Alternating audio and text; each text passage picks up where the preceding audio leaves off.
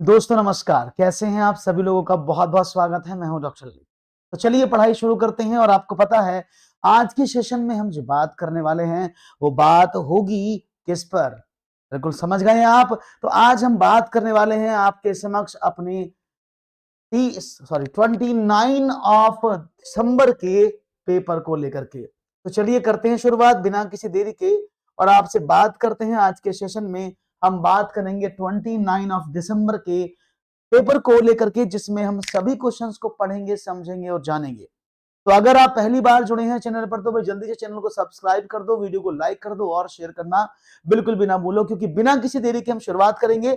सभी लोगों को मेरा नमस्कार है, जो भी हैं जुड़े हैं सभी लोगों को मेरा नमस्कार है। सभी को नमस्कार निभा, सभी को नमस्कार। मैं साइकिल भी ले आया, मैं निकला गड्डी लेके, वो रास्ते पर एक मोड़ आया, वहीं मैं कहानी में हमको छोड़ आया है। चलो आगे बढ़ते हैं और बात करते हैं आज के सेशन की। तो बहुत बहुत स्वागत है आप सभी का। और करेंगे सवाल। वालेकुम अस्सलाम, कैसे हैं इसके समीर?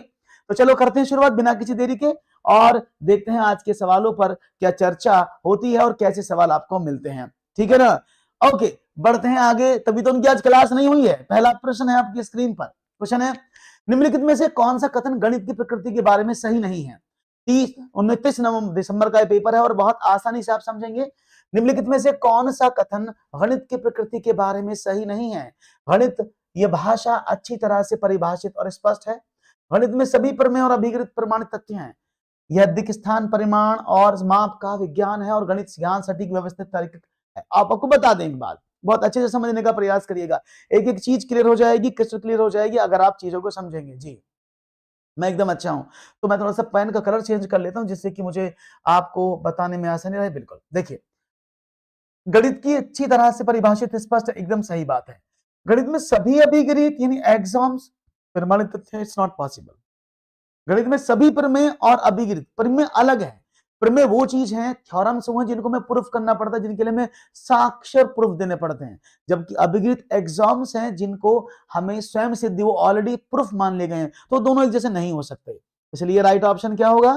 बिल्कुल, तो राइट ऑप्शन क्या होगा? राइट ऑप्शन बी जो है इसका सही। देखो नहीं है, नहीं पूछा है तो सही नहीं होगा। Right option B. Is that clear? बात समझ में आ गई सबको? बहुत बढ़िया। इसी तरह से आपके जवाब आने चाहिए।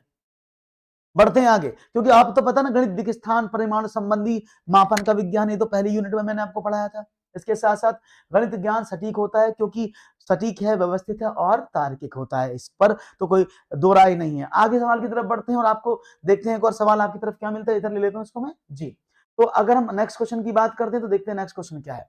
तो इसका आंसर आपको समझ में आ गया होगा, ऑप्शन नंबर 2। आगे बढ़ते हैं, एक और सवाल की बात करते हैं। प्राथमिक स्तर में कौन सा चरण बच्चों में प्रतिमान पैटर्न के अवधारणात्मक विकास का उच्चतर स्तर प्रदर्शित करता है? सबसे उच्चतर स्तर। अगर आप इसको ब्लूम्स टैक्सोनॉमी के अकॉर्डिंग भी पढ़ेंगे ना तो आपको सवाल समझ में आ जाएगा। अगर आप ब्लूम्स टैक्सोनॉमी के अकॉर्डिंग भी पढ़ेंगे तो आपको सवाल एकदम समझ में आ जाएगा। और वो कैसे होगा? क्योंकि ब्लूम्स टैक्सोनॉमी के अकॉर्डिंग, जो मॉडिफाइड ब्लूम्स टैक्सोनॉमी उसके अकॉर्डिंग सबसे ऊंचा लेवल आप जानते हैं क्या है? तो पैटर्न का विस्तार करना, एक्सपेंशन, पैटर्न की नकल करना, पैटर्न की पहचान करना सबसे बेसिक लेवल में आता है, पैटर्न की पहचान करना। लेकिन क्रिएटिविटी, बहुत बढ़िया, ए नहीं होगा, गलत जवाब दे रहे हैं आप। ऑप्शन नंबर 4, नए पैटर्न का सृजन करना। सृजन मींस क्रिएटिविटी, क्रिएशन। हमेशा देखिए, क्रिएशन जब भी होगी तो हमेशा सबसे बेहतरीन तरीके में क्रिएशन को माना जाता है। तो क्रिएशन जो है वो एकदम सही जवाब है। गलत नहीं होगा आपका आंसर, मुझे पूरी उम्मीद है, पूरा विश्वास है। आपने सही कहा, ऑप्शन नंबर डी एकदम सही जवाब दिया। बहुत बढ़िया जवाब आपकी तरफ से मिल रहा है। प्रणाम सभी को, मेरा नमस्कार है। जो भी साथी जुड़े उनको मेरा प्यार पूर्वक नमस्कार। ऐसे करके सभी लोग लाइक कर दो, शेयर कर दो, सब्सक्राइब कर दो चैनल को, जिससे कि आपको लगातार मैं इस तरह के सेशन देता रहूं धमाकेदार। ऑडियो वीडियो की क्वालिटी भी बता देना आप दोनों हैंड से कह ले। हाँ, कभी कभी कर लेता हूं मैं। Is that clear? आप देखो, करना पड़ा ना मजबूरी में। Right option, option number D. एक और सवाल आपके स्क्रीन पर है। चलिए, क्वेश्चन है, शिक्षक कार्यों को क्रम से करने की अच्छी आदत विकसित कर सकती है। किसी के अंदर अच्छी आदत क्रम से। अब सवाल क्या है, जरा ऑप्शंस को देखें। शिक्षक समय और घटनाओं के क्रम की अवधारणा को नहीं पढ़ा सकती, ये सवाल नहीं है। These are the options. सवाल इधर है, मेरी इस तरफ। सवाल को देख लो भैया एक बार, क्योंकि सवाल बहुत बड़े बड़े पूछे जाते हैं, मैं भी कुछ नहीं कर पाता हूं। सवाल बड़े हैं तो समझिएगा क्या सवाल है। Audio video, okay. तो एक शिक्षिका कक्षा 1 के बच्चों से कुछ चित्र दिखाती, उनको कुछ फोटो दिखाए और बोली कि भाई उसमें हो रही घटनाओं के अनुसार उनके क्रम में लगाने के लिए कहती कि ये घटनाएं हो रही हैं 4-5, इनको लगाओ। क्रिकेट खेलना, नहाना, भोजन करना, किताबें पढ़ना इस गतिविधि के द्वारा। नहीं, अब क्या कर सकती है वो? शिक्षिका कार्य को क्रम में कर रहा की आदत का विकास कर सकती है। शिक्षिका समय और घटनाओं के क्रम की अवधारणा को नहीं पढ़ा सकती, क्योंकि ये घटनाएं किसी भी क्रम में हो सकती हैं। शिक्षिका घटनाओं के क्रम की अवधारणा को विकसित कर सकती है, शिक्षिका केवल समय की अवधारणा विकसित कर सकती है। ये पूछा गया था भाई सीटेट 2000 30 दिसंबर का नहीं, 29 दिसंबर का पेपर, माफ करिएगा 30 हो गया है, इट्स 29 पेपर, वो गलती से 30 लिख गया है। तो राइट ऑप्शन क्या मिलेगा? और ऑप्शन नंबर बी मिल रहा है। समझो, ऐसा इस सवाल को समझने की बात करेंगे, कोशिश करेंगे समझने की, तो ये एक बार में क्लियर हो जाएगा। मैं इसको थोड़ा साफ कर देता हूँ एक बार, जिससे आपको और अच्छे से समझ में आ जाए ना। ओके, क्लियर कर लेते हैं इसको। ये क्या है समझेगा। तो अगर क्रिकेट खेलना, नहाना, भोजन करना, किताबें पढ़ना गतिविधि के द्वारा क्या कर सकती है? क्या जरूरी है कि बच्चा सबसे पहले नहाएगा? आप में से कितने साथी हैं जो सुबह सुबह नहाते हैं? अरे मम्मा नहा लेंगे, सर्दी पड़ रही है बहुत खतरनाक, पहले पानी चाय पिलाओ। नहाना, मम्मा बोलेगी नहा के ही मिलेगा, अरे मम्मा नहाने की बात कर रही हो, बिना नहाए खिला दो। तो कभी बच्चा को नहा भी सकता है, कभी वो हल्ले भी जा सकता है, कभी कभी बिना नहाए भोजन भी कर लेते हैं। कभी आप उठ के नहाने के बाद थोड़ी के नहाने के बाद ही पढ़ेंगे, कई बार सुबह 4 बजे उठ के पढ़ लेते हैं, है ना। तो मतलब क्या है? मतलब कहने का ये है कि घटनाएं किसी भी क्रम में हो सकती हैं, इनका कोई फिक्स फॉर्मेट नहीं है कि बच्चा इसी को फॉलो करेगा, है ना। इसलिए राइट ऑप्शन क्या होगा? ऑप्शन नंबर, मैं लगा दूं, चलो मैं दिखा देता हूं। तो राइट ऑप्शन समझ में आ गया, option number 2 is the right answer. शिक्षिका समय और घटनाओं के क्रम की अवधारणा नहीं पढ़ा सकती इसके कारण, क्योंकि समय घटनाएं किसी भी टाइम पर हो सकती हैं। ऐसा नहीं है कि नहाने के बाद ही क्रिकेट खेलेगा कोई आदमी, या वो नहाने के बाद ही खाना खाएगा, या वो नहाने के बाद ही किताबें पढ़ेगा। ऐसा पॉसिबल नहीं है, कुछ भी हो सकता है। इसलिए राइट ऑप्शन जी। नहाती नहीं है, ओके कोई बात नहीं है, नहाना जरूर, सर्दी पड़ रही है मत नहाया करो, कमजोर पड़ जाओगे। आगे बढ़ते हैं, एक और सवाल की बात करते हैं आपके समक्ष। ये रहा आपका नया सवाल। प्राथमिक स्तर पर शाब्दिक समस्या, इबारती सवाल को शामिल किया जाना चाहिए, क्योंकि ये गणित की भाषा पढ़ाने का एकमात्र साधन है। क्या इबारती प्रश्न के माध्यम से यह भाषा को समझ सकते हैं? तो ये क्या मिलेगा जवाब? जी हाँ, ना मत नहाया करो, नहाना जरूरी थोड़ी है जी। तो क्या होगा इसका जवाब? देखेंगे आपका सवाल क्या मिलता है। तो सही है क्या गलत है? जी हाँ गुंजा। छात्रों द्वारा शाब्दिक समस्या इबारती सवालों को प्रभावी रूप से समझने, प्रतिपादित करने और हल करने की क्षमता अर्जित करना महत्वपूर्ण कौशल है। एकदम करारा जवाब नहीं लग रहा आपको? एकदम खतरनाक लग रहा ना? वैसे भी इतना बड़ा है, और बड़ा है तो बेहतर आप कहते हैं। तो राइट ऑप्शन सबको पता लग गया होगा कि आप इबारती में जो शाब्दिक समस्याएं हैं उनसे छात्रों की समस्याओं को हल कर सकते हैं, उन्हें समझा सकते हैं, उन्हें प्रतिपादित कर सकते हैं, एवरीथिंग। लेकिन आप इनसे भाषा, मतलब आप बात कर रहे हैं शब्दों सवालों की, गणित की, और कह रहे हैं भैया अंग्रेजी भाषा में सही हो जाएगा। मतलब पढ़ा रहे हो उसको संस्कृत करो, अंग्रेजी बोलेगा फटाफट थरा छोरा, ऐसे कैसे हो जाएगा? है हल करने में आसान होती, इसलिए विद्यार्थी गणित। आप मुझे बताओ, आपको ये वाला सवाल ज्यादा अच्छा लगता है 2+2 वाला, ये वाला अच्छा लगता था कि टिल्लू 500 रुपए लेकर बाजार में गया, वहां उसने आधा किलो संतरा खरीदे, 3 किलो चीकू खरीदे, 2 किलो आम खरीदे, कितने रुपए हुए? ऐसे शाब्दिक सवाल आपको प्रॉब्लम करते हैं, क्योंकि शाब्दिक सवाल ही तो समस्यात्मक चीजें पैदा करते हैं। अगर सीधे सीधे सवाल दे दिए जाए तो सीटेट में सारे 30 ना है ना। तो राइट ऑप्शन क्या मिल रहे हैं? ऑप्शन नंबर बिल्कुल सही है। अगर मैं आपसे बोलूं तो आपने एकदम सही चूज किया है, ऑप्शन नंबर बी एकदम सही जवाब। नीचे को आ गया अभी ये ऑप्शन नंबर यहाँ से 2 वाला गोला ज्यादा गलत घूम गया, ठीक है ना, ये वाला है। तो छात्रों द्वारा शाब्दिक समस्याओं को प्रभावी रूप से समझने, प्रतिपादित करने और उनको जानने की कोशिश करते हैं। बहुत बढ़िया। एक और सवाल आपके स्क्रीन पर रखता हूं, ये रहा, बहुत ही खूबसूरत सवाल है, समझिएगा, ध्यान से देखिएगा, इस गौर से देखिएगा इस प्रश्न को, क्योंकि इस प्रश्न में ही छुपे हैं राज। देखेंगे कौन कौन करेगा सवाल। ये है ये पेडागोगी भी नहीं है, ये रीजनिंग है, इसको पैटर्न बोलता है सीटेट। तो ये रीजनिंग के सवाल है, आपको करने हैं और जानने हैं आपको। जवाब देखेंगे क्या मिलेंगे जी। नमस्कार नमस्कार सभी साथियों और बंधुओं को मेरा नमस्कार है। तो सभी लोग लाइक, भाई लाइक करने में क्या दिक्कत है? क्या लाइक करने में कोई समस्यात्मक आ रही है? समस्या तो नहीं रही लाइक करने में। कोई समस्या हो तो फिर समस्या को दूर किया जाए, लाइक किया जाए, लाइक को बढ़ाया जाए। बिना लाइक के कैसे काम चलेगा? मैं अच्छा हूं, आप कैसे हैं? तो भाई लाइक भी करते रहो, ऐसी बात नहीं। नहीं, कुछ टेढ़ा सा लग रहा है मुझे, 1 मिनट रुक जाओ, 1 मिनट, कुछ मुझे गड़बड़ लग रही है। 1 मिनट रुकना जरा, थोड़ा सा मुझे समय दो, 1 मिनट रुकना जरा।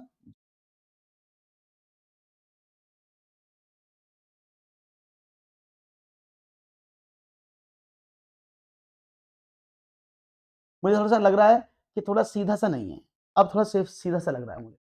पहले थोड़ा टेढ़ा सा लग रहा था चित्र, हल्का सा मुझे ऐसा लग रहा था जैसे मुझे है थोड़े से इधर उधर हो रहे हैं, अब सीधा हो गया। हल्का मुझे लग रहा था ऐसे, अभी भी मुझे ऐसे लग रहा है, कुछ मुझे लग रहा है कि हो ऐसा रहा है। हाँ जी, क्या मुझे ऐसा लग रहा है कि हो ऐसा रहा? कोई बात नहीं, अभी सीधा दिख रहा है ना। चलो सवाल समझते हैं। एसएसटी का क्लास में भी कल या परसों शुरू हो जाएगा सर, आज हमारी मीटिंग होगी फैकल्टी से, वो आ जाएंगे, परसों से पढ़ा देंगे, ठीक है ना। चलो समझते हैं। कक्षा 5 का विद्यार्थी मनोज माया के घर से दूध लेने गया, जो उसके घर से उत्तरी दिशा में 500 मीटर की दूरी पर है। घर से वापस आने के बाद वह स्कूल गया, उसके घर की पूर्व दिशा में 1 किलोमीटर। अब पहले तो आपको ये पता होना चाहिए, आप जब भी इस क्वेश्चन को पढ़ाएंगे तो मैं यहाँ बताता हूँ, यहाँ पर दिख रहा होगा आपको, ये है आपकी दिशात्मक ज्ञान, ऐसे इसको बना लो। ऊपर होता है उत्तर, नीचे होता है दक्षिण, ये राइट हैंड में होता है पूर्व और लेफ्ट में होता है पश्चिम। ये सवाल है। सवाल में क्या बोला गया है, मैं इधर हो जाता हूँ, देख लीजिएगा। कक्षा 5 का विद्यार्थी मनोज माया के घर दूध लेने गया, मैंने माना उसके घर की उत्तरी दिशा में, मैंने माना मनोज का घर ये है एम। उसने बोला भी होगा कहीं ना कहीं एम से, मैं एम लिख देता हूँ कि मनोज का घर किससे है, एच से प्रदर्शित हो रहा है ना, दिशा में है। हाँ, बिंदु बनाकर उस कागज पर सबसे पहले उसने एक बिंदु बनाकर एच नाम जो उसके घर का दिखाता है, तो उसने एच बना दी, एच उसके घर को दिखाता है, ये एच है। एच को मैं थोड़ा चेंज कर देता हूँ जिससे कि मुझे अब आपको आसान रहे बताने में, ये एच है, ठीक है ना। एच उसने बना दिया। अब क्या हुआ, ये एच वाला पॉइंट यहां पर है। अब क्या हुआ, उसने बोला दूध लेने गया जो उसके घर की उत्तरी दिशा में 500 मीटर की दूरी पर है। उत्तरी दिशा में 500 मीटर में यहां से लगा दूं 500 मीटर ऐसे, ठीक है। अब क्या हुआ, घर वापस आने के बाद वह स्कूल गया जो उसके घर की उत्तर दिशा में है, और कितना है, पूर्व दिशा में 1 किलोमीटर है। पूर्व दिशा में 1 किलोमीटर घर हो गए, यहाँ पर कोई दिक्कत तो नहीं है। ये 1 किलोमीटर, इसको मैं 1000 मीटर लिख दूं अगर आप कहें तो, इसको मैं 1000 मीटर लिख सकता हूं अगर आप कहेंगे तो, लिख सकते हैं ना 1000 मीटर, कोई प्रॉब्लम तो नहीं है। हमने इसको 1000 मीटर लिख दिया। अब क्या हुआ, अब उसने बोला स्कूल में उसके दोनों स्थानों का रास्ता बनाने के लिए कहा गया, तो उसने कागज पर सबसे पहले एक बिंदु बनाकर एच नाम दिया जो उसका घर है, उसके घर को दिखाता है। फिर उसने माया के घर के लिए एम बनाया, ये एम है माया, और उसने क्या बोला, उसके बाद उसने एस बिंदु बनाया जो स्कूल को दिखाता है, ये एस। अब सवाल में इस पर आ जाओ, क्या है पहला ऑप्शन, एस बिंदु को एच बिंदु के नीचे बनाया जा सकता है क्या, एस बिंदु को एच के नीचे बनाया जा सकता, नहीं बनाया जा सकता ना, मैं इसको काट दूं, गलत है ना पहला ऑप्शन। दूसरा, एस बिंदु को एच बिंदु के दाईं ओर बनाया जाता है, एस बिंदु को एच के दाईं ओर बनाया जाता है, एकदम सही बात है। और जिसकी दूरी एच एम से दुगुनी है, एच एम कितना 500 और एच एस कितना 1000, डबल है ना भाई, एच एम कितना 500, एच एस कितना 1000, तो मतलब क्या डबल है ना, तो मतलब क्या तू सही है, ऑप्शन नंबर 2 एकदम सही है ना। तो आपको ऑप्शन मिल गया, आपका आंसर मिल गया, ऑप्शन नंबर 2 एकदम सही जवाब है। कोई प्रॉब्लम तो नहीं किसी को, समझ में आ गया सबको, B is the right option. Clear है, बात समझ में आ रही है, नो प्रॉब्लम नो इशू, एकदम सही सवाल समझ में आ गया आपको, और ऐसे ही तो आपको जवाब देने हैं। तो चलो बढ़ते हैं एक और सवाल की बात और आगे बढ़ते हैं, क्या मिलता है आपका एक और जवाब। सभी लोगों ने बी ऑप्शन चूज किया है, तो चलो देख लेते हैं आपका जवाब कितना अच्छा है, और देखेंगे क्या आपका सवाल इतना बच्चा था कि आप इसका आंसर नहीं दे पाए। राइट ऑप्शन एकदम खींच गए हैं, लाइन 2 एकदम करेक्ट जवाब आपने दिया। एक और सवाल आपकी स्क्रीन पर, 1 किलोमीटर का 2/5वां भाग किसके बराबर है। अब आप सही तो बचकाना सवाल है, 1/5 of a kilometre is equal to what. अब आप जानते हैं कि 1000 किलोमीटर में, अगर मैं बात करूं 1 किलोमीटर में कितने 1000 मीटर होते हैं, 1000 मीटर तो होते हैं। उसने बोला 1000 का 2/5 भाग, तो मल्टीप्लाई 2/5 कर दो, कोई दिक्कत तो नहीं है। आप 2/5 करेंगे तो कितना होगा, 5 से काट दें 200 बार, और 200 की गुणा कर दो में, तो कितना हो जाएगा 400 मीटर हो गया भैया। तो ये 400 मीटर है, कोई प्रॉब्लम तो नहीं है, इसका तो बचकाना सवाल था, इसका तो उत्तर बहुत बढ़िया आसानी से मिल गया, नो प्रॉब्लम। खूबसूरती से आपका, जब तेजी से पढ़ेंगे भाई आगे एक और सवाल देखते हैं, क्योंकि ऐसे सवालों पर टाइम वेस्ट नहीं करेंगे। एक और सवाल, फ्लोरा की फिशिंग कंपनी हर महीने 9000 किलोग्राम ताजा मछली पकड़ती है, ताजा मछली का मूल्य 30 रुपए किलो है। अगर वो 9000 किलोग्राम मछली पकड़ते हैं, इस हिसाब से 30 रुपए के हिसाब से मल्टीप्लाई 30 की कर दूं, तो कितना हो जाएगा, आप कहेंगे 9×3 = 27 के आगे 4 जीरो, 2,70,000 रुपए की मछली पकड़ा ली उसने। यहां तक क्लियर हुआ। और सूखी मछली का विक्रय मूल्य 120 रुपए किलो है, लेकिन जब मछली सूख जाती है तो यह उसके वजन की 1/3 रह जाती है। तो मतलब अगर सूखी मछली की मैं बात करूं, तो अगर मैं आपसे यहां पूछूं, एक बात देखिएगा ध्यान से, अगर वो मछली की बात यहां पर कर रहा है तो मछली को समझिएगा। उसने बोला 9000 किलो उसने मछली ली, 1/3 रहेगी सूखने के बाद, तो कितना हुआ 9,000 किलो ली ना, तो कितनी रहेगी 3,000 किलो, 3,000 किलो मछली रहेगी। और उस सूखी मछली का रेट कितना है 120 रुपए किलो है, तो 120 की गुणा कर दें तो 12 तिया 36, 3,60,000 रुपए। तो ये मछली कितने की होगी 3,60,000 रुपए की हो गई ना। 3,60,000 रुपए की मछली होगी, 27,000 रुपए की खरीदी कॉस्ट प्राइस और 3600 की बेच दी सेलिंग प्राइस। लाभ कितना, तो 3,60,000 2,70,000 घटा दें इसमें से, तो कितना हुआ। अब तो आपको पता लग गया होगा आपका आंसर क्या है। आगे बढ़ जाऊं तो आपका आंसर तो मिल गया होगा ना अब आपको। राइट ऑप्शन 9,000, ये घूम गया 90,000 रुपए, है ना 90 तो आएगा, 9 और 7 16, 90,000 रुपए का उसको फायदा हो गया। ऑप्शन नंबर डी लगा दो, कोई प्रॉब्लम तो नहीं है। 4, बहुत बढ़िया, मजा आ रहा है, धुआं धुआं यो धुआं धुआं हो रहा है क्या, चलो बहुत बढ़िया। सभी लोगों के कमेंट्स में देख पा रहा हूँ, बहुत बढ़िया। और यहाँ पर Prachi D D D D D सब, रेखा रंजनी, बहुत बढ़िया, सभी लोगों ने अपने आंसर डी डी दिए। बहुत खूबसूरती से आपका बहुत ही अच्छा मुजाहरा आप करते हुए आज के सेशन में। और बढ़ते हैं आगे और देखते हैं और क्या सवालों पर आपकी प्रतिक्रिया होंगी। लेकिन लाइक बड़े कम है भैया, लाइक भी करते रहो, ऐसे कैसे काम चलेगा, बिना लाइक के मैं कैसे रहूंगा। एक और सवाल आपके स्क्रीन पर है, चलिए। एक अध्यापिका छात्रों को निम्नलिखित सवाल देती है, निम्न संख्याओं के युग्मों में बड़ी संख्या पर घेरा लगाइए। बड़ी संख्या पर घेरा लगाओ, 9 गुणा 3 या 9 डिवाइड बाई 3, 9 गुणा 0.3 या 9 डिवाइड बाई 0.3, 0.9 मल्टीप्लाई बाई 0.3 या 0.9 भाग 0.3। इस प्रकार के प्रश्न का उपयोग अध्यापिका कर सकते हैं किसके लिए, पूर्ण संख्याओं में गुणन और विभाजन के आकलन के लिए। यह आंकने के लिए कि क्या छात्र को 3 और 9 के पहाड़ याद है।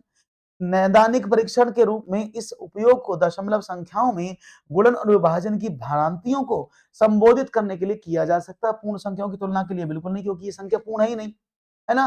पूर्ण संख्या ऑप्शन गलत हो जाएगा, क्यों, क्योंकि भाई पूर्ण संख्या तो पूरी पूरी होती है, पॉइंट थे तो उसमें होता ही नहीं है, तो 2 ऑप्शन तो गलत हो गए। अब क्या बचा, अब यहां पर आप इससे आकलन नहीं कर सकते पहाड़ याद है कि नहीं है, एक ही ऑप्शन बचता है ऑप्शन नंबर 3, इसको तो आप लगा दोगे एकदम, कोई प्रॉब्लम नहीं है। ऑप्शन नंबर सी बहुत ही खूबसूरत, अरे सब लोग पढ़े लिखे हैं, बहुत तेजी से उत्तर देते, मुझे बड़ा अच्छा लगता है। ये थोड़ा नीचे को सरक गया अभी ये वाला जो गोला घूम रहा, क्योंकि ये जो मैंने बनाया छोटे सिस्टम में बनाया और स्क्रीन पर थोड़ा बड़ा हो गया, तो इसलिए सारा मैनेज नहीं हो रहा है सारा कुछ। ओके, तो राइट ऑप्शन 3 लगा लीजिएगा। आगे बढ़े, सी बहुत बढ़िया, एकदम बढ़िया। आज बच्चों की संख्या कम है, मैं समझ नहीं पा रहा हूं ऐसा क्या हो गया, क्या इस सवालों में आज दम कम है, क्या इन सवालों में कम दम है, बच्चे क्यों कम है, मैं जानना चाहता हूं आपसे, जनता जवाब मांगती है आपसे, जवाब देने पड़ेंगे, बच्चे क्यों कम है, बताओ जल्दी से कमेंट सेक्शन में।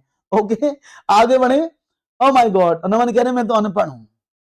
ओके, अच्छा उन्होंने यही कहा मैं अनपढ़ हूं, ये नहीं बोला मैं तो हूं सर, मैं तो गांव की गोरी बाबू बम लहरी। हो सकता है नमन कल को ये भी कह दें, जरा मुझको भी पढ़ना सिखा दे तू, मैं पढ़ाऊंगा, डोंट वरी नमन, मैं मरते दम तक पढ़ाऊंगा। आगे बढ़ते हैं, एक और सवाल की बात करते हैं, आपकी स्क्रीन पर क्या है। ओके, देखेंगे जवाब, एक और सवाल आपकी स्क्रीन पर है जी, तो समझते हैं सवाल, इसका आंसर क्या होगा। ओके, एक और सवाल है, चलिए। क्वेश्चन है, इनमें से कौन सा संख्या ज्ञान के विकास से संबंधित नहीं है, संख्या ज्ञान के विकास से संबंधित इनमें से क्या नहीं है। और मैं चाहूंगा जवाब क्या मिलेगा, वर्गीकरण एकदम होता है, पदानुक्रम समावेशन एकदम बढ़िया होता है, नहीं हिरार्की इसको बोलते हैं, यानी संख्याओं को क्रम में लिखना। आत्म केंद्रित जो है ये नहीं होता है, यानी आप बच्चे को सेल्फ सेंट्रिक नहीं बना सकते जब आप संबंधित विकास की बात करते हैं, संख्या ज्ञान के विकास की बात करते हैं, तो आत्म केंद्रित बालक नहीं हो सकता। फास्ट फास्ट करेंगे, एक और सवाल जल्दी से बढ़ेंगे आगे, और ये आत्म केंद्रित एकदम सही है। एक और सवाल, क्वेश्चन है आपकी स्क्रीन पर ये रहा, एक ईंट जिसकी लंबाई 20 सेंटीमीटर है, चौड़ाई 10 सेंटीमीटर और मोटाई 5 सेंटीमीटर की कीमत 4 रुपए है। भाई ईंट की लंबाई कितनी है 20 सेंटीमीटर, चौड़ाई कितनी है, मैं इसका आयतन निकाल ले रहा हूं ईंट का 10 सेंटीमीटर, उसकी ऊंचाई मोटाई कितनी है 5 सेंटीमीटर। अब उसने क्या कहा है, एक ईंट की कीमत 4 रुपए, इसकी कीमत 4 रुपए है।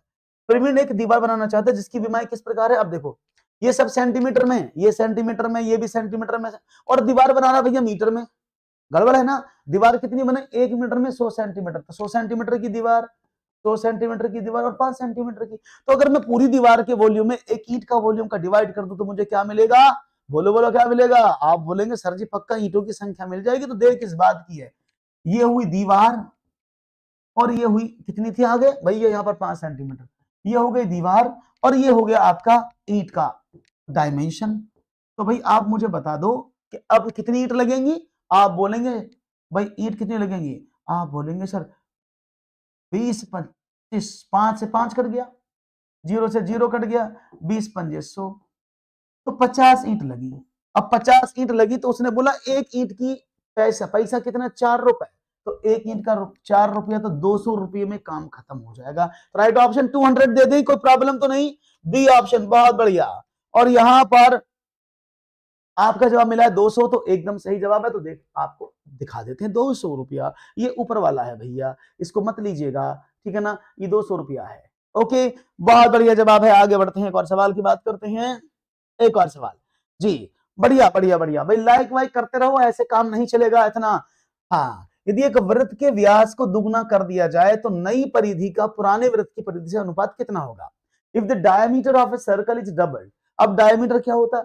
ये हो गया आपका वृत्त, इस पर आपने डायमीटर बना दिया, पहले ये ए था, अब ये जो वृत्त बड़ा बन गया, इस पर इसका डायमीटर 2a हो गया। ये तो मतलब हुआ है, सवाल समझ रहे हो ना, कि भाई उसका डायमीटर पहले ए था, 2a हो गया, डबल कर दिया ना। तो उसने बोला पहली परिधि कितनी थी? आप बोलेंगे 2 पाई आर। तो इसका मतलब क्या हो जाएगा? अगर डायमीटर ए है तो इसका आर कितना हो जाएगा? a/2, a/2 हो जाएगा ना। तो आप बोलेंगे परिधि कितनी होती है? 2 पाई आर। तो 2 पाई आर का वैल्यू कितना है? a/2। काट दें तो ये पाई ए हो गया। अगर उसका डायमीटर 2 होता तो परिधि कितनी होगी? आप बोलेंगे 2 पाई आर, और आर का वैल्यू 2 है, तो 2 पाई आर इंटू 2a। अब क्या करें? और इसमें a 2 से डिवाइड कर दे तो ये a रह जाएगा। तो कितना हुआ? ये हुआ 2 पाई आर की जगह a, 2 पाई a। तो दुगना हो गया ना, समझ में आ गई बात? तो आप इसमें तो दुगना हो जाएगा। तो कितना हुआ? ये अनुपात 2 का, ये अनुपात 1 का, 2 अनुपात 1 लगा दूं, कोई दिक्कत तो नहीं किसी को? ये उल्टा लग रहा है निशान, ध्यान रखिएगा, ये इस पर इस निशान पर मत जाइएगा, 2 अनुपात 1 इसका आंसर है, ठीक है ना जी। इस निशान पर मत जाइए, थोड़ा सा अटपटा हो गया। राइट ऑप्शन 2 है, ठीक है ना, 2 1। अब इसको ऐसे भी समझ सकते हैं, अगर जितना वृत्त को बढ़ाएंगे उतनी परिधि बढ़ेगी, याद रखिएगा। जितना व्यास, देखो 3 चीज समझिएगा, डायामीटर, रेडियस और सरकमफ्रेंस, ये 3 चीजें ऐसी हैं, आप जितना इनको बढ़ाएंगे इनका समान रेशो बढ़ेगा। यानी अगर आप डायमीटर को दूना करेंगे तो रेडियस भी डबल हो जाएगी, उसकी सरकमफ्रेंस डबल हो जाएगी। आप अगर किसी भी रेडियस को आधा करेंगे, हाफ करेंगे, तो उसका डायमीटर भी हाफ हो जाएगा, उसका सरकमफ्रेंस भी हाफ हो जाएगा। इसलिए 2:1 आप इसको लगा सकते हैं, एकदम बढ़िया। एक और सवाल, ओके आगे बढ़ी, चलो आगे बढ़ते हैं, एक और सवाल की बात करते हैं। एक और सवाल आपकी स्क्रीन पर रखता हूं, ये रहा। कोठारी आयोग को आप सब जानते हैं, 1964-96 के अनुसार उन्होंने बहुत ही खतरनाक काम किया था। बहुत सारे लोग तो डर गए थे, बहुत सारे लोगों ने सोच रहा था कुछ भी हो जाएगा। कोठारी आयोग बना तो था किसके लिए? एनसीएफ की संस्तुति के लिए, भाई बनाया था 466 में। अब उन्होंने एक बड़ा जुल्म ढा दिया लोगों पे, इतना खतरनाक जुल्म ढा दिया कि लोगों को तो पसीने आ गए। उन्होंने बोला कि भैया अब से जो गणित है ना, जो आप गणित पढ़ रहे हो, कक्षा 10 तक अनिवार्य से पढ़ना पड़ेगा, मतलब ये कंपलसरी है। क्लास 10 तक मैथमेटिक्स कंपलसरी पढ़ना पड़ेगा। अब लोग तो रास्ते में लौट गए, बोले कोठारी बाबा अगर तू इस काम को करेगा तो हमारी लाश के ऊपर से निकल के जाएगा, हम नहीं उठेंगे यहाँ से, हमारी लाशों पर जाओ। भैया कोठारी बाबा परेशान हो गए, क्या करें? तो भैया बहुत सारे विरोधी हो गए, तो वो खत्म कर दिया गया। उस समय उन्होंने लागू किया था 10वीं तक मैथ हो जाए, लेकिन हुआ ही नहीं। अब क्या करें, ठीक है ना। तो वो मैथ जो है लागू नहीं हुआ पूरा, समझ रहे हो बात को? तो कितना लागू मैं आपको बता देता हूँ। कोठारी आधुनिक के अनुसार कक्षा 1 से कक्षा 10 तक के लिए छात्रों के लिए गणित एक अनिवार्य विषय होना चाहिए, जो कि सामान्य शिक्षा का हिस्सा हो। उन्होंने बोला कक्षा 1 से 10 तक होना चाहिए, लेकिन फिर भी कुछ लोग लेट गए ना रास्ते में, ना करने देंगे। पता लोगों के स्टेटमेंट क्या थे? भाई कोठारी जी हमें एक बार बताओ, मैं इंजीनियर बनना चाहता हूँ, मेरा लड़का मजदूर बनना चाहता है, वो क्यों करेगा भाई 10वीं तक गणित? बताओ कोई तरीका तो बताओ। बोला ये बात भी सही है। बोला तो जहां तक हिसाब किताब लग जाएगा 8वीं तक बहुत है, इसके ऊपर अनिवार्य मत करो। बात समझ में आई? तो ये कोठारी आयोग का स्टेटमेंट था, जो यही सही होगा, और पढ़ने की जरूरत ही नहीं है। आपको मैंने पूरा एक्सप्लेनेशन दे दिया इसको, तो राइट ऑप्शन एकदम सही है। आगे बढ़ते हैं, एक और सवाल की बात करते हैं। गणितीय भाषा सहायक होती है, mathematic language is helpful in what? अगर मैं हेल्पफुल की बात करूं, गणितीय लैंग्वेज किसमें होती है? प्राची मेरा बफर हो रहा, बफर किसी का भी नहीं है साथियों। There is no buffering, everything is okay, no problem, no दिक्कत। पहला, समस्या समाधान कौशल को विकसित करने में एकदम सही बात है। गणित की भाषा के आधार पर तो आप किसी का समस्या समाधान कर सकते हैं। आप समस्या को तभी तो समझ सकते हैं जब समस्या आपको पता होगी और आप समझेंगे, वो हेल्प होगी गणित की भाषा की। संप्रेषण और वाचन कौशल का विकास करने में देखिए, कभी भी गणित की भाषा आपको कम्युनिकेशन स्किल्स को नहीं सुधारती है। जैसे कोई बच्चा गणित पढ़ता है तो जरूरी नहीं है कि वो इंग्लिश बहुत अच्छी बोलता होगा, वो हिंदी बहुत अच्छी बोलता होगा, ये डिपेंड नहीं करता, क्योंकि भाषा कम्युनिकेशन अलग है, गणित कम्युनिकेशन अलग है। क्योंकि भाषा कम्युनिकेशन में आपको बोलना चालना सिखाया जाता है, जबकि मैथमेटिक्स में चीजों को समझना, लागू करना और उन पर काम करना सिखाया जाता है। ये थोड़ा सा अंतर हो जाएगा, तो ये तो गलत हो जाएगा। तार्किक विवेचन कौशल की विकसित करने में बिल्कुल सही बात है, क्योंकि अब जब आप भाषा को समझेंगे तो तार्किक विवेचन भी समझ जाएंगे। राइट ऑप्शन क्या होगा? ए ऑप्शन और सी ऑप्शन एकदम सही है, तो राइट ऑप्शन लगा दो आप, ऑप्शन नंबर ए एकदम करेक्ट आंसर है, 100% सही जवाब ए मिलेगा। तेरा का ए उड़ा दिया दावले दिल वाले, डोंट वरी। आगे बढ़ते हैं और एक और सवाल आपकी स्क्रीन पर रखते हैं, ये रहा आपके सामने एक और सवाल, देखेंगे जवाब क्या मिलेगा। क्वेश्चन आपके समक्ष है, मनप्रीत के पास अच्छी गणितीय तर्कणाएं विवेचना इसलिए उसके पास होगी। भाई मनप्रीत है कोई, मनप्रीत के पास बहुत अच्छा मैथमेटिकल क्या है, तर्कणा है, मतलब मैथमेटिक की लॉजिक्स उसके पास है। तो अब आपको बताना है इनमें से कौन सा सवाल उसका सही हो सकता है। सही गणित सूत्रों को याद करने की क्षमता, याद करने के लिए एनसीएफ कहता है खल्लास कर दूंगा, याद कर लिया तो निपटा डालूंगा, ऐसा बोलता ना एनसीएफ, तो ये तो आपका सवाल नहीं होगा, है ना, इसको तो आप छोड़ दीजिएगा। ओके, अब क्या करें, परिभाषा को पुनः स्मरण करने की क्षमता, क्या परिभाषाओं को फिर से याद, मैंने कहा याद तो करना ही नहीं है, ऐसा तो एनसीएफ मना ही करता है।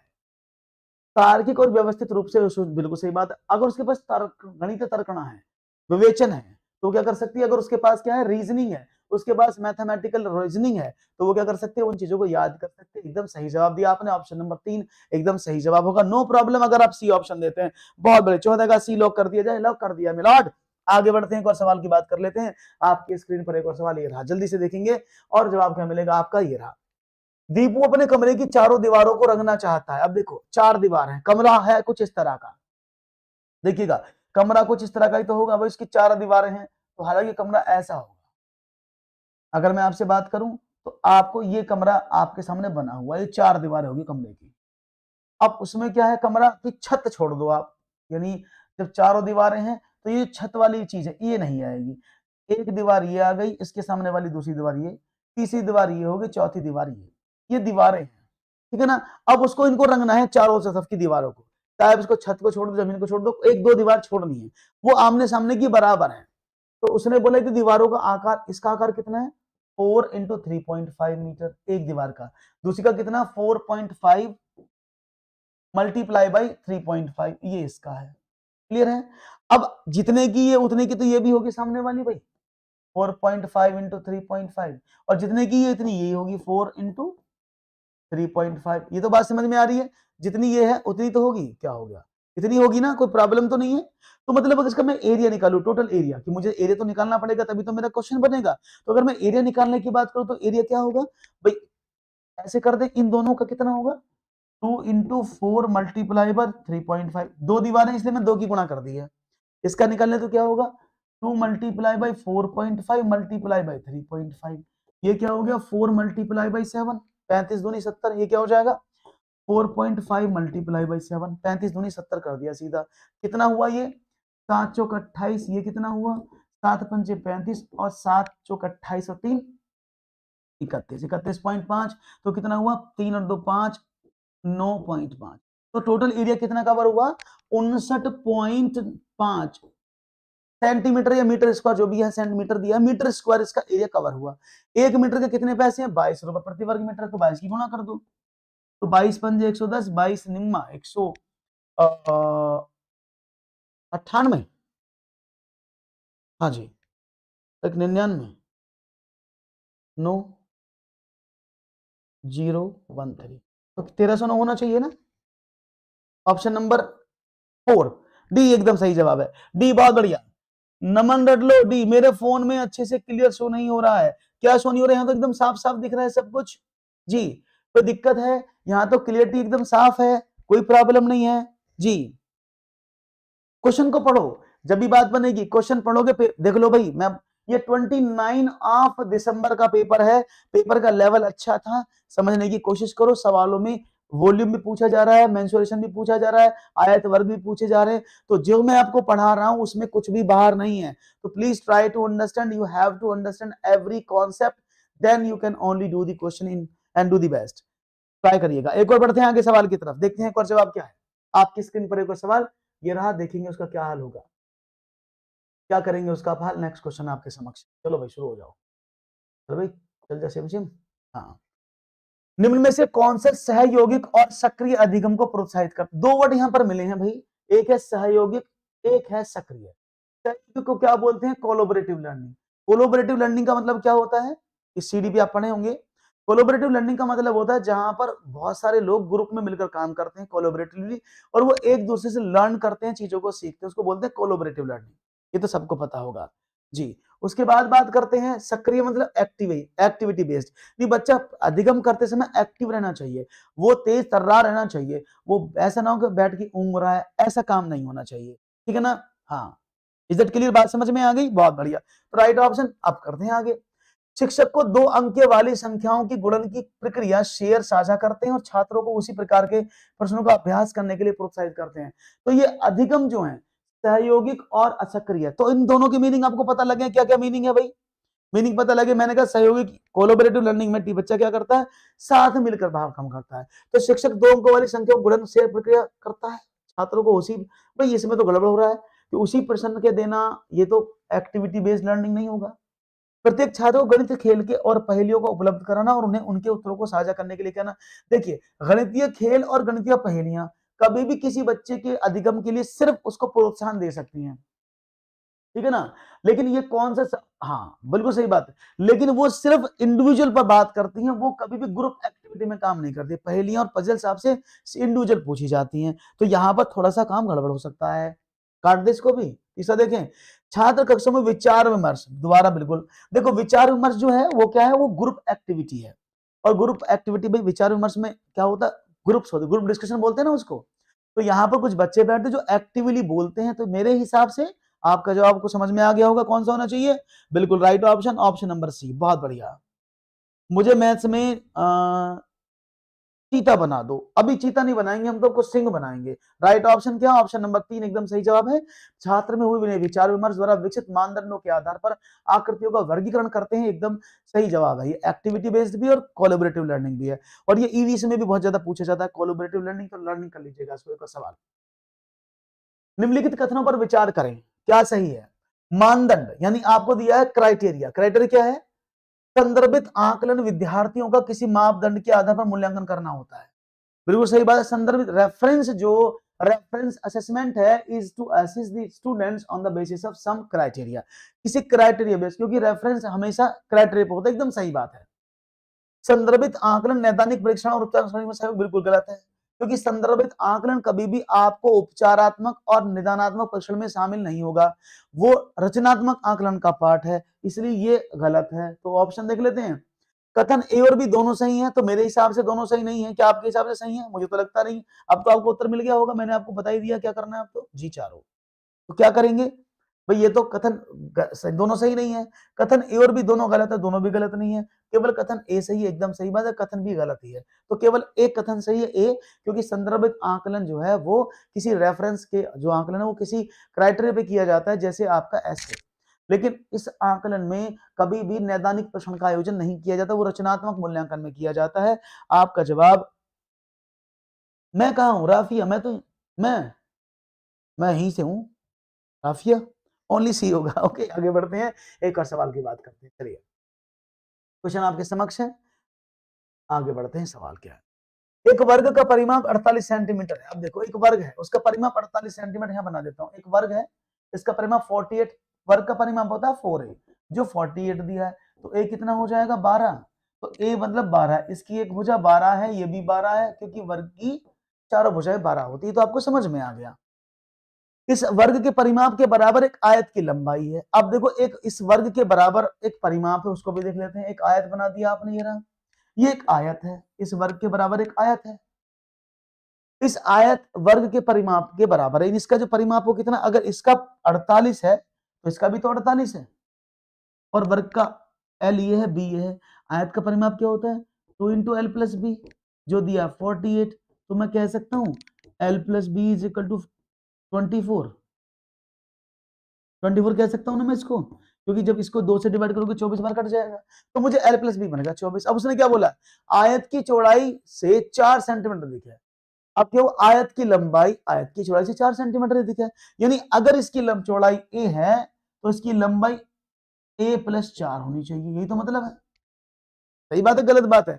अगर उसकी लंबाई एक मैं मानता हूं चौड़ाई है, उसने बोला ना कि आयत की लंबाई उसकी चौड़ाई से 4 सेंटीमीटर दिखे, तो उसकी चौड़ाई a है तो उसकी लंबाई a प्लस 4 होगी। इसमें पुट कर दें तो क्या बन जाएगा, आप बोलेंगे l हो गया a प्लस 4 प्लस b हो गया a इज इक्वल टू 24। तो भाई 2a इज इक्वल टू कितना हो गया 24 माइनस का 4, तो a इज इक्वल टू 20/2 बराबर 10, तो a बराबर 10 हो गया। जब a बराबर 10 है तो ये तो हो गया 10, तो ये कितना हो जाएगा 14। उसने बोला है तो आयत के क्षेत्रफल के, आप देखो अब सवाल कितना खतरनाक है, देखना सवाल को कितना घुमा घुमा के पूछा गया है। एक प्रश्न में सब चीज पूछ ली उसने। अब उसने क्या कहा, उसने बोला कि भाई आयत का वर्ग तथा आयत के क्षेत्रफल का अंतर कितना है। अब आयत का क्षेत्रफल कितना होगा, आयत की लंबाई 14 है, चौड़ाई 10 है, तो l इंटू बी 140, और वर्ग का कितना होगा 12 का स्क्वायर, क्योंकि वर्ग का स्क्वायर होता है 144, तो दोनों का अंतर कितना है 144 माइनस 40, 144 में से 40 कम कर दो तो कितना आएगा 4, तो दोनों में 4 सेंटीमीटर का अंतर है। Is that clear? तो एक सवाल में कितना घुमा घुमा के पूछे, सीटेट का सवाल है पेपर 1 का, समझते रहे ना, ये पेपर 2 के सवाल नहीं है। तो आपको सवाल करने में देखो थोड़ा सा समय लगाना, और आपको घुमा घुमा कर पूछा गया, तो ये हाँ लॉन्ग बना दिए ना, तो इन लॉन्ग को आपको समझकर ही शॉर्ट करना है, अदरवाइज क्वेश्चन करने में आपको दिक्कत हो सकती है। शॉर्ट ट्रिक नहीं होती चारों इन सवालों की, याद है कि कभी भी आप इनकी शॉर्ट ट्रिक नहीं निकाल पाएंगे, इस बात को मैं बता रहा हूं, क्योंकि इन सवालों में कोई शॉर्ट ट्रिक नहीं होती, ये सिर्फ कॉन्सेप्चुअल बेस्ड होते हैं। आगे बढ़ते हैं, एक और सवाल की बात करते हैं। आपकी स्क्रीन पर ये रहा क्वेश्चन है आपके समक्ष जी। दो संख्याओं का गुणनफल उनके क्रमों को पलटने पर भी समान रहता है, यह गुणधर्म कहलाता है। The product of two numbers remains same even after reversing their order. This property is called what? यानी उनका क्रम बदलने पर भी वो सेम रहता है, उस प्रॉपर्टी को क्या कहते हैं, इनवर्स प्रॉपर्टी, एसोसिएटिव, कम्यूटेटिव और आइडेंटिकल। अब देखो यहां पर दो कंडीशन समझिएगा, उसने स्पेशली मेंशन कर दिया दो संख्याओं को पलटने पर। तो ये मैंने आपको बहुत बार बताया, जब भी दो संख्याओं की बात होगी तो दो संख्या हमेशा दो जगह काम करती हैं। एक तो वो काम करती हैं योग पर, एक करते हैं गुणन पर, और दोनों गुणन की प्रॉपर्टी है। तो मतलब क्या होगा, दो यानी a multiply by b is equal to b multiply by a होगा, ये इसका मीनिंग है। और क्रम में नियम में ही ये होता है, क्योंकि उसमें दो ही संख्या होती हैं। अगर ये संख्या 3 हो जाती है, ये ऐसे हो जाता, अगर वो बोलता संख्याओं को गुणनफल को a into B into C, अगर ये ऐसे हो जाता a into C into B, तो ये क्या हो जाता, ये एसोसिएटिव लॉ हो जाता। 3 हो जाएंगे, 2 से ज्यादा हो जाएंगे तो एसोसिएटिव बन जाएगा। ये सही लिखा है गलत मत समझना, ये ऐसे भी आप लिख सकते हो, कभी सोच रहे हो सर आपने हमने तो ऐसे ही पढ़ा है, आप ऐसे भी लिख सकते हो, कोई प्रॉब्लम नहीं है, एक ही बात है, बस संख्याओं का क्रम बदलने चाहिए। Is that clear? तो right option option number C है, अगर आपने दिया है तो सही जवाब है, इसमें कोई दो राय नहीं, कोई दिक्कत नहीं है, और आपका सवाल सही है, बहुत बढ़िया सी। ओके आगे बढ़े और बढ़ने की कोशिश करते हैं, आपके समक्ष एक और सवाल की बात करते हैं। ओके वन मोर क्वेश्चन, एक और प्रश्न आपकी स्क्रीन पर। चलिए, ईशा के अंकल का घर उसके घर से 150 किलोमीटर की दूरी पर है। ईशा जी के जो अंकल हैं, उनका घर उनके घर से 150 किलोमीटर दूर है। 1 लीटर पेट्रोल से वह 15 किलोमीटर चल सकती है, समझते रहना, मैं यहां बता रहा हूं इधर। उसने बोला ये ईशा का घर है और ये उसके अंकल जी का घर है। हुआ क्या, ईशा अपने घर से 150 किलोमीटर दूरी पर, यानी कि इसकी डिस्टेंस कितनी है 150 किलोमीटर। अब क्या हुआ, उसने बोला 15 किलोमीटर चल सकती है और 1 लीटर पेट्रोल में वो 95 रुपए का है। तो 15 किलोमीटर 1 लीटर पेट्रोल में कितना चलती है, 1 लीटर में वो कितना चलती है 95 किलोमीटर, 15 किलोमीटर को हटाना पड़ेगा मुझे, 1 मिनट दीजिएगा। 1 लीटर में वो कितना चलती है 15 किलोमीटर, और 1 लीटर पेट्रोल का कीमत कितना है, 1 लीटर का प्राइस कितना, रुपीस कितना है, दैट इज 95। ये इसकी कहानी है। उसके पास 2500 रुपए हैं, उसके पास कितने 2500 रुपए हैं, यदि वह अपनी कार से अपने अंकल के घर जाती है और जरूरत के हिसाब से पेट्रोल भरवा कर वापस भी आ जाती है, उसके पास कितने रुपए बचेंगे। अब समझना, 2500 रुपए है, अब वो अंकल के यहाँ गई 150 किलोमीटर और अंकल के घर से वापस भी 150 किलोमीटर, तो मतलब क्या हुआ, मतलब हुआ वो 300 किलोमीटर चली। जब 300 किलोमीटर चली तो एक कितना लीटर पेट्रोल लगा? 300 किलोमीटर में आपने एक 15 का डिवाइड कर दी, क्योंकि 1 किलोमीटर में 15 जो है लीटर वो लेती है भाई। 15 किलोमीटर में 1 लीटर लेती है, तो 15 का डिवाइड कर दें तो टोटल 20 लीटर पेट्रोल लगा। 1 लीटर पेट्रोल की कीमत 95 रुपए है, तो 95 इंटू 20 कर दो तो कितने पैसे हो गए? आप कहेंगे 95 दूनी 190, 1900 रुपए उसके खर्च हो गए। 1900 रुपए खर्च हो गए ना उसके, तो उसके 1900 रुपए खर्च हो गए, तो क्या हुआ भाई? और उसके पास कितने 2500 रुपए हैं, तो मैं घटा दूं 2500 रुपए में से मैं 1900 कम कर दूं, तो शायद आपको पता लग जाएगा कि ईसा के पास कितने रुपए बचे। तो कितने बचे? 600 रुपए मात्र बचे ईसा के पास। तो राइट ऑप्शन 600 होगा अगर आप लगाते हैं ऑप्शन नंबर ए, एकदम सही जवाब है, कोई भी प्रॉब्लम नहीं होनी चाहिए आपको। बहुत अच्छा जवाब। एक और सवाल आपके स्क्रीन पर लेता हूं, ये रहा। चलिए देखते हैं जवाब क्या मिलेगा। एक घनाभाकार बक्सा 14 सेंटीमीटर लंबा, 11 सेंटीमीटर चौड़ा और 8 सेंटीमीटर ऊंचा है। एक घनाभाकार है, नहीं एक क्यूबिकल है जिसकी जो है क्यूबॉइड है, 14 सेंटीमीटर, 11 सेंटीमीटर, 8 सेंटीमीटर ऊंचा है। एक घनाकार बक्से की भुजा 11 सेंटीमीटर है। नेहा इन बक्सों में 1 सेंटीमीटर भुजा वाले घन पैक करना चाहती है। घनाभार बक्से में पैक किए जा सकने वाले घनों की संख्या घनाभार बक्सों में किए गए पैक किए घनों की संख्या का कितनी अधिक है। अब दो सवाल यहां पर दिए हैं। एक बक्सा हुआ कितने का? 14 मल्टीप्लाई बाई 11 मल्टीप्लाई बाई 8। उसने बोला एक घनाकार बक्सा है जिसकी भुजा 11 सेंटीमीटर है। अब ये घनाकार है जिसकी सारी भुजा बराबर होती है, ऐसा घनाकार बक्सा जिसकी सारी भुजा 11 है। उसने क्या बोला? मैं इन बक्सों में 1 सेंटीमीटर भुजा वाले घन पैक करना चाहती है, तो इसमें कितने घन आएंगे? आप मल्टीप्लाई कर सकते हैं कितने की भाई? आपने कहा 11×88, 14×88, इसमें तो कितने घन आएंगे भाई? जितने सेंटीमीटर क्यूब होगा उतने घन आ जाएंगे। तो आप कहेंगे ओके, ये आप ऐसे कर सकते हैं। तो भाई हाँ, तो 11 चौक 44, 1 मिनट मैं ऐसे कर देता हूँ यहाँ पर। तो 1 4 और 1 5 और 1 4×8, ऐसे की गुणा कर लेना ना, क्या आसान पड़ जाएगी। 1 5 4 1 5 4, 8 की गुणा कर दें तो 8 चौक 32, 8 पंजे 40 और 3 43, 8 एकम 8 और 4 1232 हो जाएगा ना। 8 चौक 32, 8 पंजे 40 और 3 43, 8 एकम 8 और 4 12। इस वाले में आए 1232 घन। इसमें कितने आएंगे? 11 का क्यूब, क्योंकि इसमें आएंगे 1331, इसमें इतने क्यूब आ गए, 11 का क्यूब कर दिया। तो कितने अधिक आए? तो इस वाले क्यूब में 1331, इस वाले में 1232, तो दोनों का डिफरेंस निकाल दें तो कितना हो जाएगा? 1331 क्यूब में आए, 1232 क्यूबॉइड में आए, तो 9, 12 में से 3 गए 9, तो 99 है इसमें कहीं ऑप्शन? ऑप्शन नंबर सी एकदम सही जवाब है, सी एकदम जी। बात समझ में आ गई? बात क्लियर है? कोई बात नहीं है, तो प्रॉब्लम तो नहीं है जी? जी हाँ भाई, ये हाँ नमन, हाँ चैट में थोड़ा सा कम फोकस करें। नमन थोड़ा सा ध्यान इस तरफ लगाएं थोड़ा सा, और थोड़ा चैट पर कंट्रोल वर्ड का यूज करें, वो ज्यादा बेटर होगा, है ना? क्योंकि यहाँ बुरा मानने वालों की कमी नहीं है, थोड़ी देर में बुरा लग जाता है तो फिर आपको प्रॉब्लम हो जाती है। ओके ओके, बात समझ में आ गई? हाँ, आगे बढ़ते हैं और सवाल की बात करते हैं, क्योंकि जाना भी मुझे, मेरी मीटिंग है अभी। सवाल आपके समक्ष, क्या सवाल है? एक स्कूल के कुल विद्यार्थियों का 4/7 भाग लड़कियां हैं।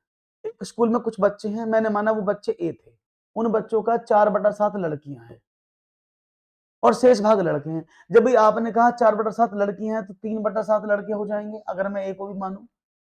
यदि लड़कियों की संख्या लड़कों की संख्या से 211 ज्यादा है, इसका मतलब क्या है? 4/7 माइनस 3/7, लड़कों की संख्या तो कितना हो? 211 के बराबर है। आप सीधा कर लो बिना एक्स माने। अब आपका क्या होगा? तो ये कितना हो जाएगा? आप 1/7 की गुणा कर दो इसमें, तो आपका आंसर आ जाएगा 1/7 बराबर 211। तो क्या हो जाएगा? 211 मल्टीप्लाई बाई 7, 7 एकम 7, 7 एकम 7, 7 दूनी 14, 277। Right option, option number B. कुछ भी नहीं करना सवालों में, बड़े आसान सवाल है, बफरिंग नहीं है। तो कितना आंसर होना चाहिए? बिल्कुल देखेंगे भाई जवाब क्या मिल रहा है, ए ऑप्शन। क्या बात है, तो आपका जवाब मुझे अच्छे से मिल रहा है, मुझे अच्छा लग रहा है। ऐसे आप जवाब देते रहो तो बात बनती रहेगी, बहुत बढ़िया। 1 मिनट, अब क्लियर है? बात समझ में आ रही है? अब देखो फिर से एक बार समझाता हूँ सवाल को, थोड़ा सा मुझे कुछ डाउट लग रहा है सवाल में। एक स्कूल के कुल विद्यार्थियों का 4/7 भाग लड़कियां और शेष भाग लड़के हैं। तो 4/7 तो उसमें लड़कियां हैं, शेष भाग लड़के हैं। तो अगर शेष भाग की बात करते तो 3/7 लड़के हो गए। ये हो गया बॉयज, ये होगी गर्ल्स। यदि लड़कियों की संख्या लड़कों की संख्या से 211 ज्यादा है तो स्कूल में लड़कों की संख्या कितनी है? लड़कों की संख्या बतानी है, माफ करिएगा 633 आएगा इसका आंसर, है ना। तो ये तो कुल आया ना, कुल मिलाकर कितना है? तो क्या करें, ये इन दोनों का डिफरेंस कितना है? 211 है। तो भाई 1/7 का वैल्यू कितना है? 211। तो पूरे बच्चे कितने हुए? 211 गुणा 7। तो 7 एकम 7, 7 एकम 7 दूनी 14। तो कुल बच्चे कितने हैं? 1777। उसने बोला लड़कों की संख्या बताओ, लड़कों की संख्या कितनी है? 3/7।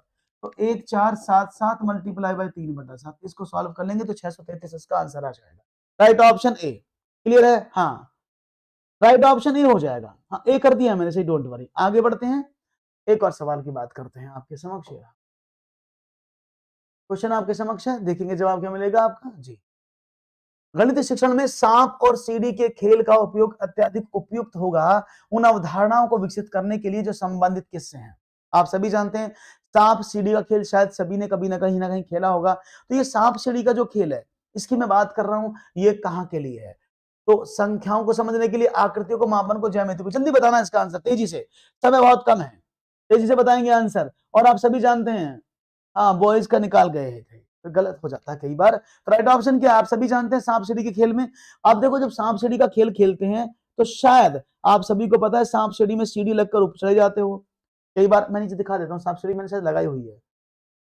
देखो सांप सीढ़ी कुछ इस तरह से होती है, आपने शायद देखी होगी सांप सीढ़ी, यही तो होती है। ये सांप सीढ़ी का खेल खेलते देखते हैं। जब सांप सीढ़ी का खेल खेलते हो तो आप देखते हो कई बार क्या होता है, आप 8 पर आए और जैसे 8 पर आते हैं तो तुरंत कुछ नहीं होता, 9 पर पहुंचते आप सीढ़ी पर यहाँ पहुंच जाते हैं, तो बच्चा संख्या जोड़ता है, मैं 37 पे आ गया। आप 52 पर आते तो 52 सीधा 88 पर पहुंच जाते, बच्चा बोला अरे मजा आ गया भाई, मैं तो क्या 36 अंक आगे पहुंच गया। आप 33 से 85 पहुंच जाते। लेकिन क्या होता है, जब आप यहाँ 98 पर आते हैं तो क्या हो जाता है, 98 पर आते क्या हो जाता है, आप सामने निकल जाता है और आपकी पूंछ पर आकर रुक जाता है, दैट इज 8 पर आ जाती है, सीधा आपको सीधा 90 नंबर का लॉस होता है। तो संख्या क्या करती है, संख्याओं के आधार पर इस गेम को खेला जाता है। ये आप सभी जानते हैं, संख्या इसका सही जवाब था। अगर आपने लगाया है तो राइट ऑप्शन संख्याओं के आधार पर। एक और सवाल क्वेश्चन है आपके समक्ष, चलिए। वॉन हेले आप सभी जानते हैं, ऐसा कभी नहीं होगा कि आपको पेपर मिले और वॉन हेले भैया आपको ना पूछे जाएं। तो वॉन हेले भैया भी आपको पूछे गए और वॉन हेले भैया ने क्या कहा है, देखते हैं जवाब। A4 जी, पहचान करना, विश्लेषण करना, संबंध बनाना और निगमन स्वयं सिद्धता, कौन सा क्रम सही है? और आप सभी जानते हैं कुल मिलाकर 0 से 4 लेवल हैं, जिनको आप 0 से 4 यानी टोटल 5 लेवल आप काउंट करते हैं। 5 लेवल में सबसे पहला लेवल होता है विजुअलाइजेशन करना, दूसरा लेवल होता है लेवल नंबर 0 होता है पहचान, लेवल नंबर विश्लेषण, उसके बाद लेवल नंबर 2 संबंध, जिसको आप बोलते हैं इनफॉर्मल डिडक्शन, उसके बाद आता है निगमन, जिसको बोलते हैं फॉर्मल डिडक्शन, उसके बाद बोलते स्वयं सिद्धता, जिसको बोलते हैं रिगर एग्जाम्स। तो राइट ऑप्शन क्या हो जाएगा, पहला ही वाला ऑप्शन आपको सही मिल गया, वॉन हेले के अकॉर्डिंग ए ऑप्शन एकदम सही है। ओके, बात समझ में है? ओके, आगे बढ़े, चलो तो एक और सवाल लेते हैं। सब कुछ पता लग गया वॉन हेले साहब के बारे में, तो जानते हैं सब लोग। एक और सवाल क्वेश्चन है आपके समक्ष, यहाँ पर थोड़ा सा निम्नलिखित विशेषताओं वाली गुप्त संख्याओं को ढूंढिए, यानी इसमें कुछ हिडन नंबर्स हैं, तो सीक्रेट नंबर्स उनको ढूंढना है।